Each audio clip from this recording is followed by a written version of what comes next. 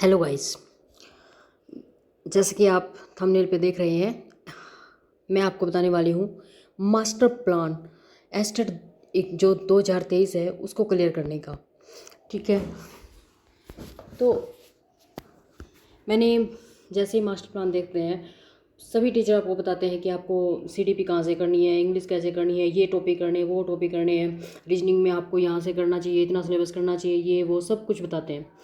पर मैं आपको बता रही हूँ कि आपको खुद ही देखना है कि एग्ज़ाम में क्या आया है। ठीक है, आपको खुद ही एनालिसिस करना है कि एग्ज़ाम में क्या आया है और क्या पूछा जा रहा है पिछले कई साल से, और ये सब आपको पता चलेगा प्रीवियस जो ईयर के जो पेपर हैं उनसे।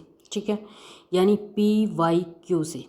आपको सबसे पहले, अगर आप एस्टेट फर्स्ट ही चांस में क्लियर करना चाहते हैं तो थोड़ी सी मेहनत खुद कीजिए। खुद करने के लिए आप क्या करेंगे, जितने भी पीछे एस्टेट के एग्ज़ाम हुए हैं वो सारे एग्ज़ाम यानी वो सारे क्वेश्चन पेपर और उनके आंसर भी आपको गूगल पे मिल जाएंगे। आप उन सभी पेपरों को उठाइए, अच्छे से उनके एक एक क्वेश्चन को पढ़िए, और उनके क्वेश्चन को पढ़ के आप खुद देखिए कि सीडीपी से कहाँ से क्वेश्चन पूछे जा रहे हैं, हिंदी लैंग्वेज के कहाँ से और किस लेवल के क्वेश्चन पूछे जा रहे हैं, इंग्लिश में कहाँ से और कौन कौन से टॉपिक के क्वेश्चन पूछे जा रहे हैं, ऐसे ही क्वांटिटेटिव एप्टीट्यूड के, रीजनिंग के, हरियाणा जीके के, और सब्जेक्ट स्पेसिफिक में कौन से टॉपिक से कितने कितने क्वेश्चन आए हुए हैं आपके। ये इंग्लिश मैंने लिखा है, वैसे मैं हर सब्जेक्ट के लिए स्ट्रेटजी बता रही हूँ आपको। इसमें आप चाहे आप टीजीटी का कर रहे हो, पीजीटी का कर रहे हो, कोई भी एस्टेट कर रहे हैं, तो सबसे पहले आप 2 दिन अच्छे से जो हम आपके प्रीवियस ईयर एग्ज़ाम हुए हैं उनको उठाइए, उनका अच्छे से एनालिसिस कीजिए कि कहाँ से क्या पूछा गया है। उसके बाद आप प्रिपरेशन तैयार करेंगे तो आपके पास एक अच्छा नॉलेज होगा, आपको खुद पता होगा कि कहाँ से मुझे क्या पढ़ना और कितना पढ़ना है।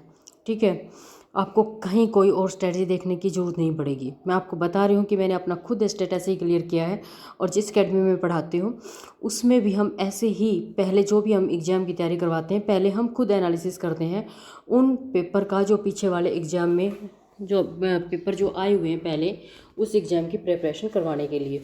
तो मैं आपको भी बता रही हूँ कि आप खुद एनालिसिस कीजिए, सारे के सारे पेपर उठाइए।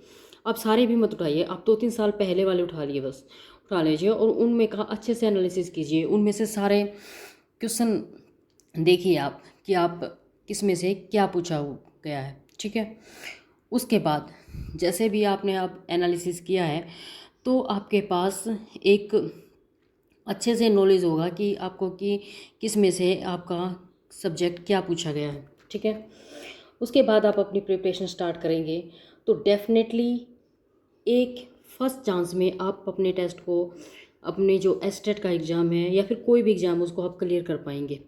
तो पहला काम आपको ये करना है। ठीक है, उसके बाद आपको ये देखना है कि आपका कौन सा सब्जेक्ट ज़्यादा अच्छा है और कौन सा सब्जेक्ट आपका थोड़ा सा कमज़ोर है। तो जो सब्जेक्ट आपका अच्छा है, जैसे सीडीपी आपका अच्छा है, तो आप सोचिए कि मैं 25 मार्क्स इसमें मेरे को लेने हैं। ठीक है, तो उसमें आप 25 मार्क्स का लेने हैं तो उसका टारगेट आप बना के चलिए। यानी कि अब हिंदी आपकी अच्छी है, आप उसमें आराम से 14 मार्क्स ले लेंगे। इंग्लिश, अब जो इंग्लिश वाले स्टूडेंट्स हैं उनके लिए डबल फ़ायदा है इंग्लिश का। क्या, जो सब्जेक्ट स्पेसिफिक इंग्लिश है और ये इंग्लिश है, तो ग्रामर यानी कि 75 मार्क्स की इंग्लिश हो जाते हैं उनके लिए। तो 75 ऐसे ही हिंदी वालों के लिए भी बेनिफिट है जब जिनका हिंदी का सब्जेक्ट है। ठीक है, मैथ्स वालों के लिए को भी 10 मार्क्स का बेनिफिट मिलेगा यहाँ पे। तो इस तरह से आपको अपने सब्जेक्ट में ये देखना है कि मुझे कितना स्कोर करना है। ठीक है, यानी कि 60 में से 50 स्कोर का टारगेट आप लेके चलेंगे तो आपके 47 वगैरह या 48 मार्क्स आराम से आ जाएंगे और आप अपने एस्टेट को आराम से निकाल पाएंगे। ठीक है, अब बहुत सारे स्टूडेंट्स की क्या प्रॉब्लम होती है, स्टूडेंट की प्रॉब्लम होती है कि उनको मैथ्स नहीं आता है। ठीक है, क्या नहीं आता है, उनको मैथ्स नहीं आता है कि प्रॉब्लम होती है कि वो मैथ्स नहीं कर पाते हैं। तो अब आप ये देखो कि अगर मैं मैथ्स के 10 मार्क्स यहाँ से लेस कर रहा हूँ तो ये 10 मार्क्स मुझे किसी दूसरे सब्जेक्ट, जो सब्जेक्ट मेरा अच्छा है, जैसे कि मेरा सब्जेक्ट ही अच्छा है, तो ये जो 10 मार्क्स हैं इनका ये मार्क्स मुझे किसी दूसरे सब्जेक्ट से यहाँ से इसकी कमी पूरी करनी पड़ेगी आपको, तभी आप एक सब्जेक्ट जो आपका कमज़ोर है उसको आप छोड़ सकते हैं। ठीक है, तो दूसरे सब्जेक्ट से आपको इसकी कमी पूरी करनी ही पड़ेगी। अब बिल्कुल भी जैसे ये कहते हैं कि किसी को थोड़ा मैथ्स और रीजनिंग आते हैं, ज़्यादा नहीं आते, तो मैं आपको बता रही हूँ कि जितने भी PYQ में, जितने पिछले सालों में क्वांटिटेटिव एप्टीट्यूड के और रीजनिंग के जितने भी, इन दोनों सब्जेक्ट के जितने भी क्वेश्चन पूछे गए हैं, सिर्फ आप वही क्वेश्चन और वही जो मेथड के जो क्या नाम है, जिसमें मतलब जो टॉपिक दिए हुए हैं क्वांटिटेटिव एप्टीट्यूड के और रीजनिंग के जो पीछे वाले पेपरों में दिए हुए हैं, सिर्फ आप उन्हीं को अच्छे से करके जाएं, तो भी आप एस्टेट में इनमें से 6 मार्क्स आई थिंक कर ले जाएंगे आप, तो आपका यहाँ से प्रॉब्लम सोल्व हो सकती है। हरियाणा जी के में जैसे मैंने देखा कि जब मैं अपना कर रही थी तो उसमें जनगणना वाले क्वेश्चन का कुछ पार्ट ज़्यादा ही डाला हुआ था।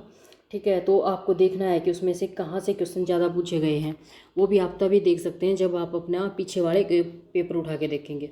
ठीक है, सब्जेक्ट स्पेसिफिक में जैसे इंग्लिश लिटरेचर वाला है, इंग्लिश लिटरेचर में आपको देखने हैं कि क्वेश्चन कहाँ से पूछे हुए हैं, इंडियन लिटरेचर से पूछे हुए हैं या फिर अमेरिकन से पूछे हुए हैं या फिर ओवरऑल लिटरेचर से पूछे हुए हैं।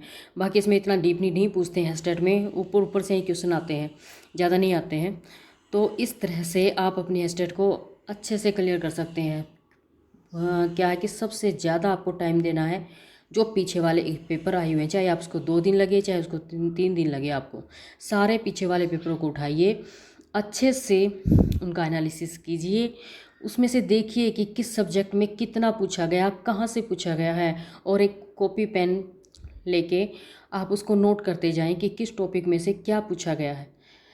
आप यकीन मानेंगे कि आप खुद एनालिसिस कर पाएंगे कि आपको क्या पढ़ना है और कितना पढ़ना है, कहाँ से पढ़ना है, तब आपके लिए सब कुछ क्लियर होगा कि आपको कितना पढ़ना है। ठीक है, फिर आप एक एक सब्जेक्ट को, सारे सब्जेक्ट एक साथ नहीं कर पा रहे हैं तो आप एक एक सब्जेक्ट को लीजिए। जैसे CDP है कि मेरे को हाँ ये 1 वीक में मेरे को कंप्लीट करनी है।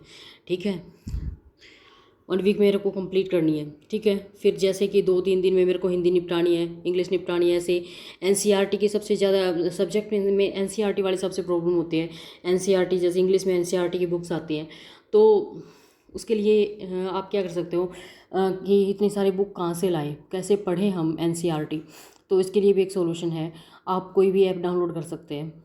ऐप NCERT का ऐप डाउनलोड करेंगे तो उसमें इंग्लिश वाला से भी पोर्शन मिलेगा, उसमें इंग्लिश की जो NCERT बुक्स हैं वो ऑप्शन आपको मिलेगा। ठीक है, तो आप वहाँ से आराम से उनके राइटर और उनके जो क्या नाम जो टेक्स्ट बुक है, टेक्स्ट बुक में जो लेसन दिए हुए हैं उनके जो राइटर हैं उन सब के नाम आप नोट कर लें, और एक साथ जहाँ पर भी आप ज़्यादा काम करते हैं वहाँ पर आप उस पेज को लगा के और हर रोज़ उसका रिवीजन करेंगे, क्योंकि मोस्ट ऑफ क्वेश्चन तो पोइम के और लेसन के जो लेसन के नेम होते हैं उनके राइटर से ही आ जाते हैं। ठीक है, NCERT में। तो इस तरह से आप NCERT अपनी प्रिपेयर कर सकते हैं, तो एस्टेट आप आराम से निकल पाएंगे, ज़्यादा मुश्किल नहीं होगा एस्टेट निकालना आपके लिए। ठीक है, तो आप अच्छे से तैयारी कीजिए और अपने एस्टेट को फर्स्ट चांस में आप इस तरह से क्लियर कर सकते हैं। ठीक है, तो PYQ पे अपना फोकस कीजिए अच्छे से।